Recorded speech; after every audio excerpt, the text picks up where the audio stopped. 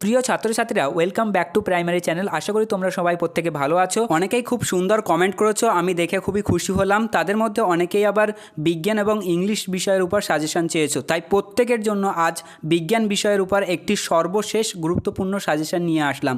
এই ভিডিওটিতে মাত্র 15টি বড় প্রশ্ন সাজেশন দিচ্ছি।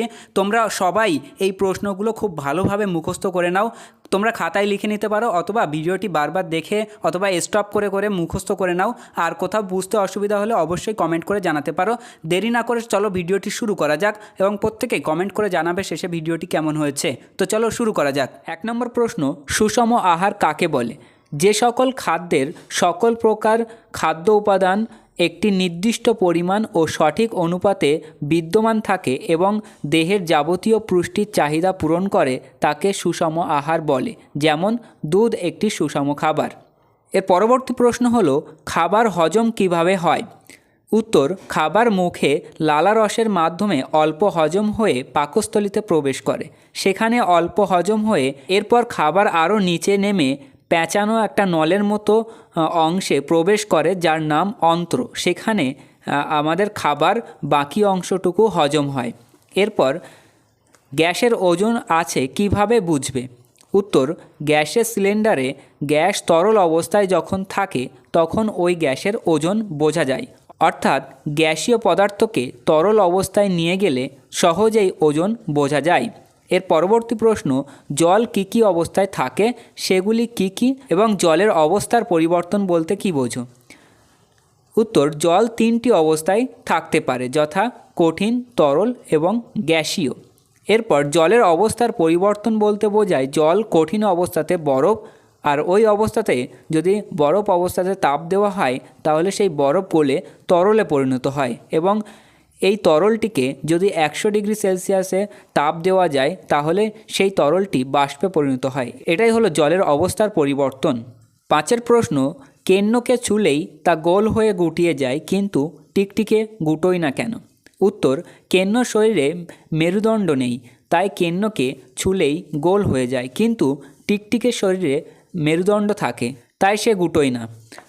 এরপর 6 প্রশ্ন, দাঁত ভালো রাখার জন্য কি করা দরকার? দাঁত ভালো রাখার জন্য দিনে 2 বার অন্তত দাঁত মাজা উচিত, একবার খাওয়ার আগে ও একবার রাতে খাওয়ার পর। এছাড়াও খাবার খাওয়ার পর ভালো করে কুলকুচি করতে হবে। এরপর 7 দাগের প্রশ্ন, শীতকালে ভিজে জামা কাপড় তাড়াতাড়ি শুকায় কিন্তু বর্ষাকালে দেরি হয় কেন? উত্তর, শীতকালে বাতাসে জলীয় বাষ্পের পরিমাণ কম থাকে, তার ফলে ভিজে জামা কাপড় থেকে শুষ্ক বাতাস তাড়াতাড়ি জল শুষে নেয়, ফলে জামা কাপড় তাড়াতাড়ি শুকিয়ে যায়। কিন্তু বর্ষাকালে বাতাসে জলীয় বাষ্পের পরিমাণ বেশি থাকে, ফলে জামা কাপড় থেকে ওই জল শুষে নিতে পারে না, তার কারণে জামা কাপড় শুকাতে দেরি হয়। এরপর 8 দাগের প্রশ্ন, উঁচু পাহাড়ের চূড়ায় শ্বাস নিতে কষ্ট হয় কেন? উত্তর, উঁচু পাহাড়ের উপরে বায়ুর পরিমাণ কম থাকে এবং বায়ুর চাপও কম থাকে, সেই সঙ্গে বায়ুতে অক্সিজেনের মাত্রা কম থাকায় শ্বাস নিতে কষ্ট হয়। এরপর 9 দাগের, বাতাসের 3টি উপাদানের নাম লেখো। বাতাসের প্রধান 3টি উপাদান হলো নাইট্রোজেন 78%, অক্সিজেন 21% এবং আর্গন 0.93%। এরপর 10 দাগের প্রশ্ন, কাজ করার শক্তি আমরা কোথা থেকে পাই, কিভাবে পাই? উত্তর, আমরা কাজ করার শক্তি খাদ্য থেকে পাই। আমরা যেসব খাদ্য খাই তার একটি উপাদান হলো কার্বোহাইড্রেট, যা শক্তির প্রধান উৎস। এরপর 11 দাগের প্রশ্ন, দাহ্য বস্তু কি, উদাহরণ দাও। দাহ্য বস্তু হলো যেগুলি সহজেই আগুন ধরে, যেমন কাঠ, কেরোসিন ইত্যাদি। এরপর 12 দাগের প্রশ্ন, ভেষজ উদ্ভিদ কাকে বলে, উদাহরণ দাও। উত্তর, ভেষজ গাছ যা সাধারণত খাদ্য, স্বাদবৃদ্ধি, ঔষধ বা সুগন্ধের জন্য ব্যবহৃত হয়। রান্না করতে এই সব উদ্ভিদ থেকে মশলা উৎপাদন করা হয়, যেমন পুদিনা, হোস্তা, পিওনি ইত্যাদি। এরপর 13 দাগের প্রশ্ন হলো, প্রাণীদের সংরক্ষণ করা বলতে কী বোঝো, কিভাবে প্রাণী সংরক্ষণ করা যায়? উত্তর, যে পদ্ধতিতে প্রাণীর স্বাভাবিক বসতি ঠিকমতো বজায় রেখে তাদের সুরক্ষা করা হয় তাকে প্রাণী সংরক্ষণ বলে।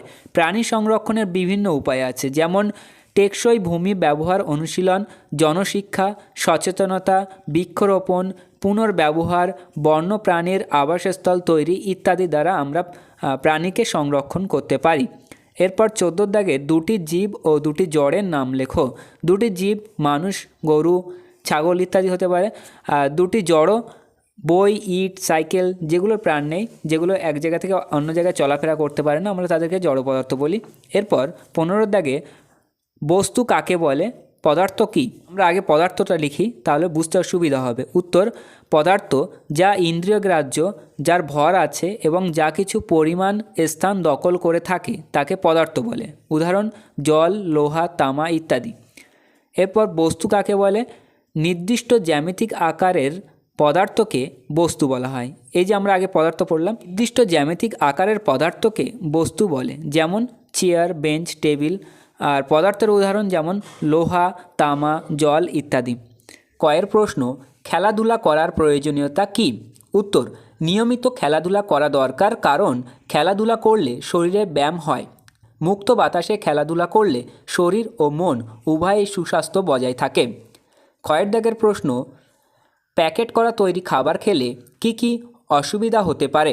উত্তর: প্যাকেট করা তৈরি খাবার দীর্ঘদিন ভালো রাখার জন্য বিভিন্ন পদার্থ মেশানো হয় যাতে খাদ্যগুণ বজায় থাকে, কিন্তু এই পদার্থগুলি শরীরের জন্য ক্ষতিকর। এতে পেটের অসুখ ও হজমের সমস্যা হয়।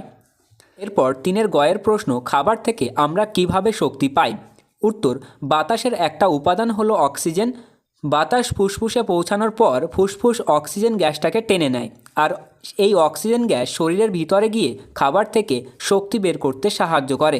তাই আমরা যেসব খাবার গ্রহণ করি তা থেকে অক্সিজেন শক্তি বের করে। 3 দাগের ঘয়ের প্রশ্ন: ফুসফুস বা শ্বাসনালীর রোগ কেন হয়? উত্তর: যে কোনো ধরনের ধোঁয়া বা ধুলো শরীরের ভেতরে ঢুকলে ফুসফুসের ক্ষতি করে, আর সেই সঙ্গে ক্ষতি হয় শ্বাসনালীরও। বয়স বাড়ার সঙ্গে সঙ্গে সেই ক্ষতির পরিমাণও বেড়ে যায় এবং ফুসফুস কাজ করার ক্ষমতা কমে যায়। এই ধুলো ও ধোঁয়া ফুসফুস ও শ্বাসনালী রোগের অন্যতম একটি কারণ।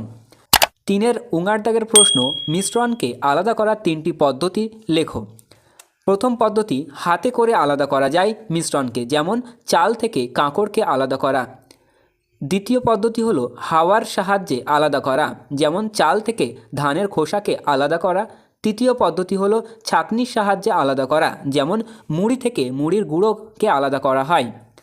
এরপর 4 দাগের আমরা কয়ের প্রশ্ন দেখব: বাঘ বিলুপ্তি হয়ে যাচ্ছে কেন? উত্তর: পৃথিবী থেকে ক্রমশ বাঘ বিলুপ্তি হয়ে যাচ্ছে, কারণ মানুষ জঙ্গল কেটে ফেলায় বাঘের থাকার জায়গা কমে যাচ্ছে। দ্বিতীয় কারণ হলো চোরা শিকারীরা বাঘের চামড়া, নখ, হাড় এসবের লোভে বাঘ মেরে ফেলছে। 3 নম্বর কারণ: বাঘের খাবার অন্যান্য পশু যেমন হরিণ, মোষ এইসব কমে যাচ্ছে, তাই অনেকে মনে করছেন বাঘ খুব শীঘ্রই বিলুপ্ত হতে পারে। ক্ষয়ের দাগের প্রশ্ন: কিভাবে আকাশে মেঘ তৈরি হয়? উত্তর: সূর্যের তাপে সমুদ্র, নদী, পুকুর থেকে জল বাষ্পে পরিণত হয়। বাতাসে সেই বাষ্প অর্থাৎ জলীয় বাষ্প মিশে মাটি থেকে উঁচুয় উঠতে থাকে এবং উপরে উঠে ঠান্ডা হয়, আর সেই ঠান্ডা বাতাস ধীরে ধীরে ছোট ছোট জলকণায় পরিণত হয়, আর এই ক্ষুদ্র ক্ষুদ্র জলের ফোঁটা দিয়েই তৈরি হয় মেঘ। এরপর 4 দাগের গয়ের প্রশ্ন: গাছেরা খাবার তৈরিতে পরিবেশ থেকে কী গ্যাস গ্রহণ করে আর পরিবেশে কী গ্যাস বর্জন করে? উত্তর: গাছেরা খাবার তৈরিতে পরিবেশ থেকে কার্বন ডাই অক্সাইড গ্যাস গ্রহণ করে এবং পরিবেশে অক্সিজেন অর্থাৎ O2 গ্যাস বর্জন করে। এরপর 4 দাগের ঘয়ের প্রশ্ন: সুষম আহারের মধ্যে যে 4 ধরনের খাবার থাকে তাদের প্রত্যেকের একটি করে উদাহরণ দাও। সেই উদাহরণগুলি হলো: 1 নম্বর দানা শস্য জাতীয় খাবার, যেমন ভাত, রুটি। শাকসবজি ও ফল জাতীয় খাবার, পালং শাক, আপেল। 3 নম্বর তেল, ঘি, বাদাম জাতীয় খাবার, ঘি, বাদাম। 4 নম্বর মাছ ও মাংস ও ডিম জাতীয় খাবার, মাছ, মাংস, ডিম ইত্যাদি।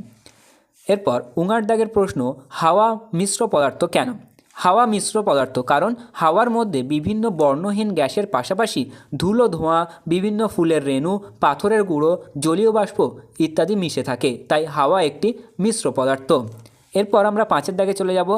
5 দাগের কয়ের প্রশ্ন: আমরা কত রকমের পদার্থ দেখতে পাই, অর্থাৎ পদার্থের কয়টি অবস্থা দেখতে পাই?